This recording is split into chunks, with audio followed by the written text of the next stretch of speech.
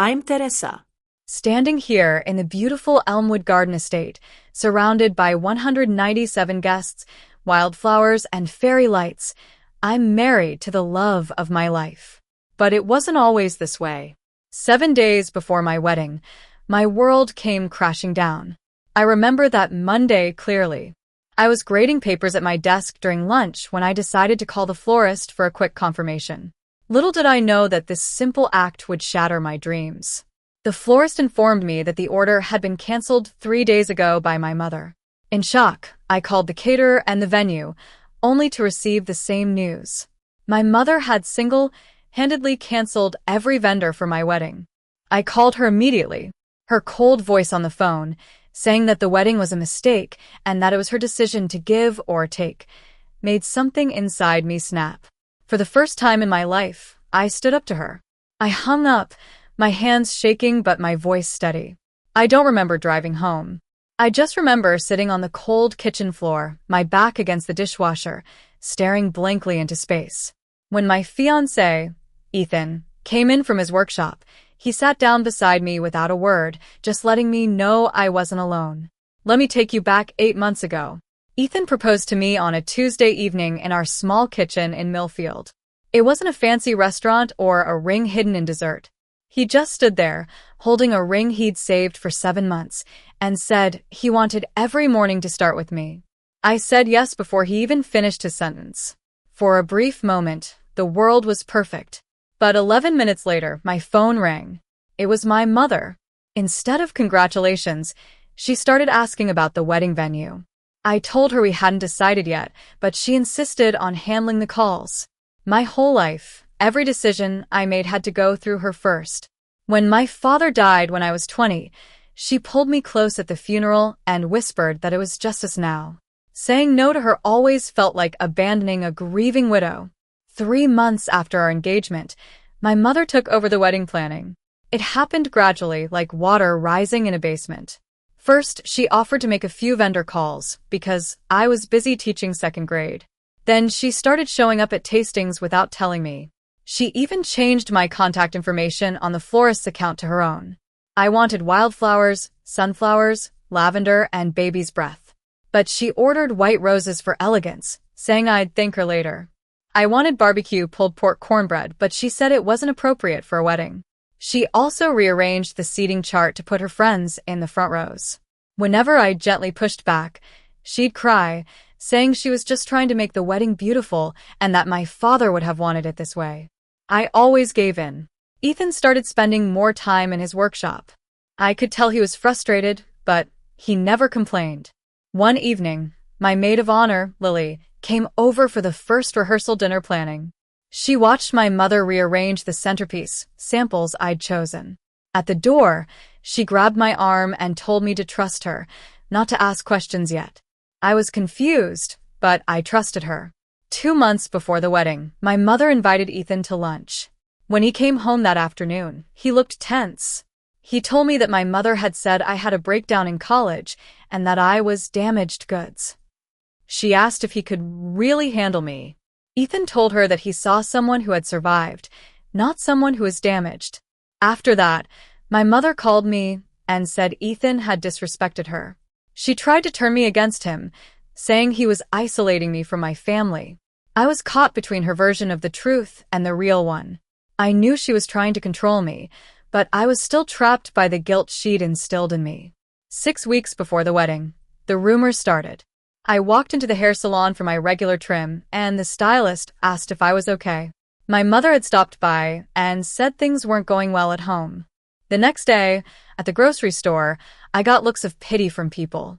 The rumors spread like wildfire in our small town of 3,500 people. Lily sent me a text one Thursday evening, telling me not to react to anything my mother did that week and to trust her. I was scared and curious, but I didn't push for more information. 5 weeks before the wedding, my mother called Ethan's mother, Grace. Grace called Ethan, worried. She said my mother had told her I had a history of episodes and needed psychiatric treatment in college. Ethan calmly explained that I'd seen a counselor after my father's death, and that was it. My mother was twisting the truth. That night, lying in bed, I realized that my mother wasn't just trying to stop the wedding. She was trying to destroy every relationship I had. Ethan and I had saved $17,000 over 3 years for this wedding. Most of the vendors had a 30-day cancellation policy, and we were now inside that window. If the wedding didn't happen, we'd lose almost everything. On the day I found out about the cancellations, Ethan called Lily. She told us not to call any vendors or my mother, and that she needed 48 hours. That same night, my mother called Ethan and tried to convince him to leave me. Ethan recorded the call. Georgia is a one-party consent state, and he knew this from a past business deal. The next morning, Ethan took the recording to Lily. She listened and said it was exactly what she needed. She wouldn't elaborate on her plan, but Ethan and I trusted her completely. 5 days before the wedding, Lily showed up at our door with a thick manila folder. She told me that 6 months ago, when my mother volunteered to handle the wedding, she'd started making backup plans. She'd booked Elmwood Garden Estate, a private garden 15 minutes from downtown Millfield, with her own money. She'd also arranged for a florist who would provide the wildflowers I wanted, a caterer with pulled pork and cornbread, a DJ, and a photographer. She showed me the backup guest list and explained that on the morning of the wedding, she'd send a mass text and make personal calls to the 15 most important guests, telling them the venue had been upgraded and giving them the new address.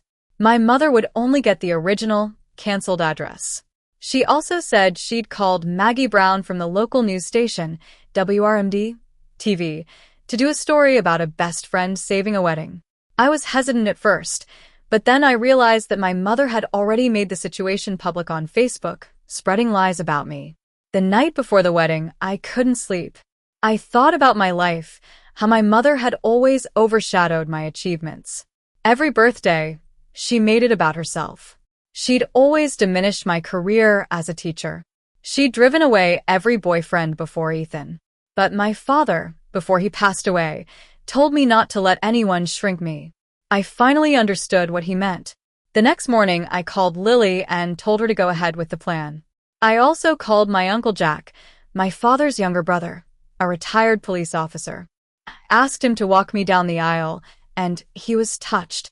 He said my father would be so proud. 4 days before the wedding, my mother showed up at my school. She told the front desk volunteer that I was unstable and might have another episode. I walked up to her and asked her to leave. She tried to play the victim, but I stood my ground. A kind teacher, Mrs. Thompson, whispered to me that her mother had been the same and that I shouldn't let her win. Her words gave me strength. 2 days before the wedding, at the rehearsal dinner at Grace's house, my mother showed up uninvited. She made a toast, implying that Ethan was making a mistake by marrying me. Grace stood up for me and told her to stop. 1 day before the wedding, my mother posted on Facebook that I was rushing into marriage against medical advice. There was no such medical advice. It was all a lie.